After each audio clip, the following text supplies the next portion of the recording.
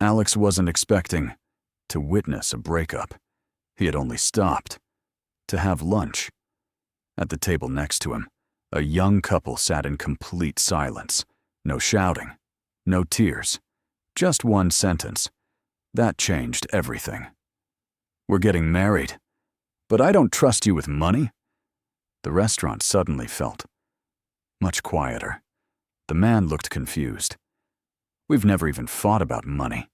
She nodded. "Exactly. That's the problem." Alex couldn't stop wondering, how could two people who loved each other be one conversation away from calling off their wedding? A week later, he found out. For 3 years, they had been splitting every bill, exactly 50-50. Rent, groceries, electricity, everything. It sounded fair, until Alex learned they weren't earning the same income. She earned almost twice as much as he did. Yet every month, he emptied his bank account just to keep up. She still had money left. He had almost nothing.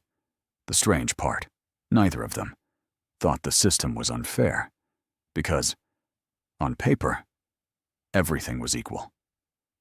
Then, life changed.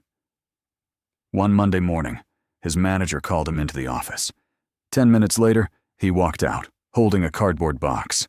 His job was gone. Suddenly, their perfect 50-50 system collapsed. The rent didn't disappear. The bills kept coming. The groceries still had to be bought. But his income had disappeared overnight. That's when the arguments began. Not because they stopped loving each other, because their financial system was designed for perfect days, not difficult ones.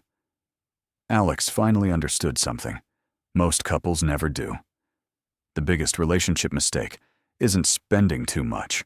It's confusing equal with fair. Imagine this.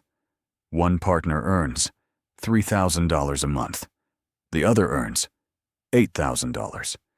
If both pay exactly the same amount, is that really fair?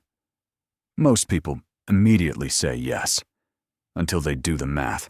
After paying the bills, one partner can still invest, still save, still enjoy life.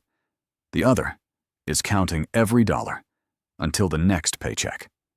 Slowly, resentment begins, not because one person is selfish, but because the system quietly rewards one partner while exhausting the other. This is where most couples get it wrong. They split the bills instead of splitting the responsibility. Many financial experts recommend something different. Contribute based on income. If one partner earns more, they contribute more, not because they have to, because they're building the same future. Money isn't supposed to prove who's paying more. It's supposed to help both people move forward together. And strangely, once couples stop focusing on who paid what, they start arguing a lot less. Months later, Alex met the same couple again. This time, they weren't arguing. They were smiling. Not because they had doubled their income. Not because they had become rich. Because they had changed. One simple thing. Every paycheck had a purpose. Shared expenses, shared savings, shared investments, and personal spending money for each of them.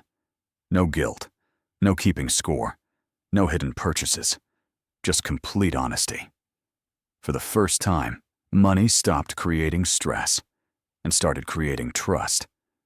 Alex realized the strongest couples don't divide money, they divide responsibility, because relationships aren't built by keeping everything equal. They're built by making sure both people feel secure. Love can survive hard times, but financial confusion quietly destroys trust. So here's the real question. If your next paycheck arrived tomorrow, would your money bring you closer together? Or would it quietly pull you apart? Because the healthiest couples don't ask. Who should pay more? They ask. What's the fairest way to build our future together? If this story changed the way you think about money, subscribe to Wealth with Alex. Because sometimes one simple conversation can save years of financial and relationship mistakes.